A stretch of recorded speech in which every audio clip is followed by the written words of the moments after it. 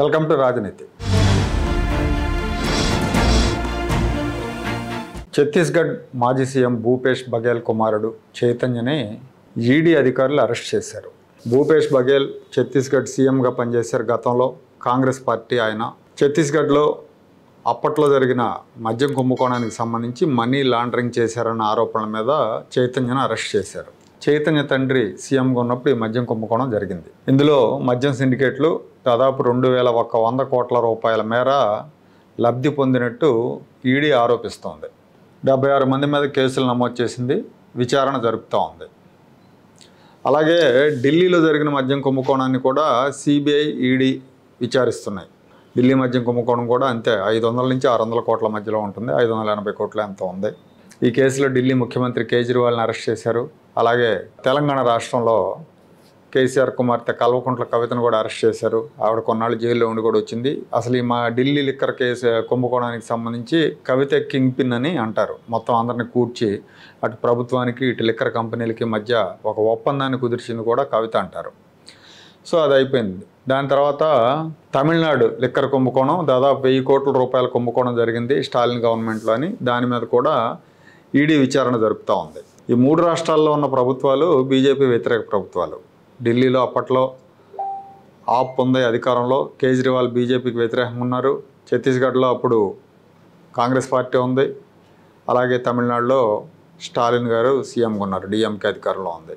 ఇవన్నీ కూడా బీజేపీకి వ్యతిరేకంగా ఉండే పార్టీలు. ఈడీ ఎంటర్ అయింది, సిబిఐ ఎంటర్ అయింది.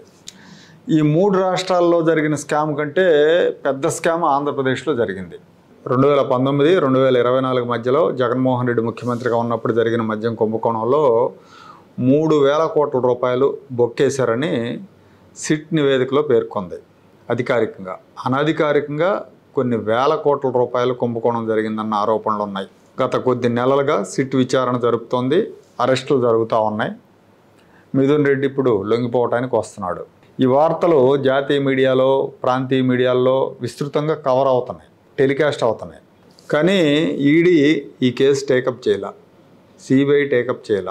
ఈడీ వాళ్ళు గతంలో సిట్ వాళ్ళని దీనికి సంబంధించిన వివరాలు అడిగారు. ఆ వివరాలు వీళ్ళు ఇచ్చారు. కానీ ప్రస్తుతానికి ఈడీ ముందడుగు వేయలేదు.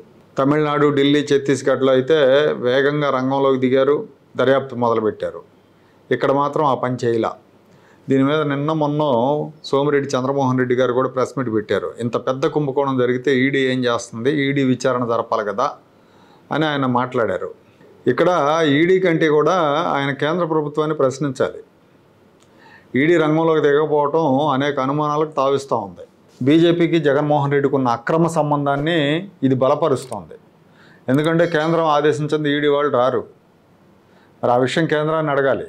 బీజేపీ ఎన్డీఏ కూటమిలో ఉన్నా కూడా ఇంకా జగన్తో తెర వెనక సంబంధాలు కొనసాగిస్తుందన్న ప్రచారం ఉంది రాజకీయ వర్గాల్లో. ఆ ప్రచారాన్ని ఇలాంటి చర్యలు రూఢీపరుస్తున్నాయి. ముందు నుంచి కూడా జగన్మోహన్ రెడ్డి అరాచకాలని, జగన్మోహన్ రెడ్డి ముఖ్యమంత్రి అయినప్పటి నుంచి కూడా ఆయన చేస్తున్న అరాచకాలన్నింటినీ కూడా మోడీ షాలు గుడ్డిగా సమర్థించారు. 3 రాజధానుల దగ్గర నుంచి ఆయన చేసిన ప్రతి విధ్వంసాన్ని కూడా కేంద్రం చూస్తూ ఊరుకుంది. ఫ్రీడమ్ ఇచ్చేసింది జగన్మోహన్ రెడ్డి అరాచకాలకి. ఎన్నికలకు ముందు టీడీపీ జనసేనతో కూటమి కట్టిన తర్వాత వీళ్ళు జగన్ నియంత్రిస్తారని అందరూ ఆశించారు. కానీ అలా జరగలేదు. వీళ్ళకి పాత బుద్ధులు పోలేదు. మద్యం కేసులో మిథున్ రెడ్డి, జగన్మోహన్ రెడ్డి మీద చర్యలు తీసుకునే విషయంలో ఢిల్లీ అడ్డుపడుతుందన్న వార్తలు వస్తున్నాయి. మిథున్ రెడ్డి లొంగుబాటు నేపథ్యంలో ఢిల్లీలో కీలక నేత ఆంధ్రప్రదేశ్ ప్రభుత్వంలో ఒక నాయకుడితో మాట్లాడినట్టు తెలుస్తూ ఉంది ఫోన్ చేసి. ఆయన ఏం మాట్లాడారో తెలియదు. కానీ ఇవాళ మిథున్ రెడ్డి లొంగుబాటు నేపథ్యంలో మిథున్ రెడ్డి పాత్రని ఎక్స్పోజ్ చేసే విషయంలో ఏమాత్రం అలసత్వానికి తావిచ్చినా కూడా అందులో బీజేపీ హస్తం ఉందనుకోవాలి. ఈ కేసు అనే కాదు, వివేకానంద రెడ్డి హత్య కేసు విషయంలో కూడా వీళ్ళ వైఖరి ఇలాగే ఉంది. అవినాష్ రెడ్డి మీద చర్యలు తీసుకునే విషయంలో అడుగు ముందుకు పట్టలేదు. ఆధారాలున్నా సిబిఐ అడుగు ముందుకు వేయట్లేదు. సిబిఐ అధికారుల మీద కేసులు పెట్టినా కానీ ఆ రోజున కేంద్ర ప్రభుత్వం చూస్తూ ఊరుకుంది. ఆ రోజున కేంద్ర హోంశాఖ పట్టించుకోలేదు. అత్యంత పవర్ఫుల్ హోంమంత్రి అంటారు అమిత్ షాని, ఆ రోజు ఆయన కూడా పట్టించుకోలేదు. ఎందుకంటే తన శాఖ అధీనంలో పనిచేసే సిబిఐ మీద ఒక రాష్ట్ర పోలీసులు కేసు పెట్టారు.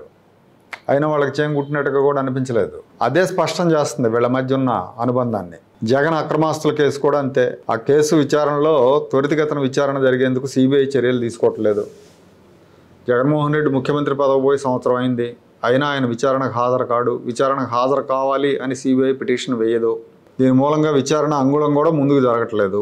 బీజేపీ ఎన్డీఏలో ఉంటూ ఇంకా జగన్మోహన్ రెడ్డికి సహకారం అందిస్తూనే ఉంది అనటానికి ఇవన్నీ నిదర్శనాలుగా అనిపిస్తున్నాయి. అలా సహకారం అందిస్తున్నారు అంటే అది పరోక్షంగా జనసేన, తెలుగుదేశం పార్టీలను దెబ్బతీయటమే.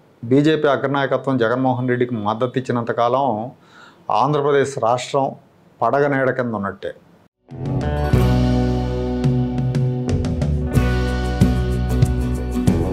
Like, share and subscribe to Rajaniti channel.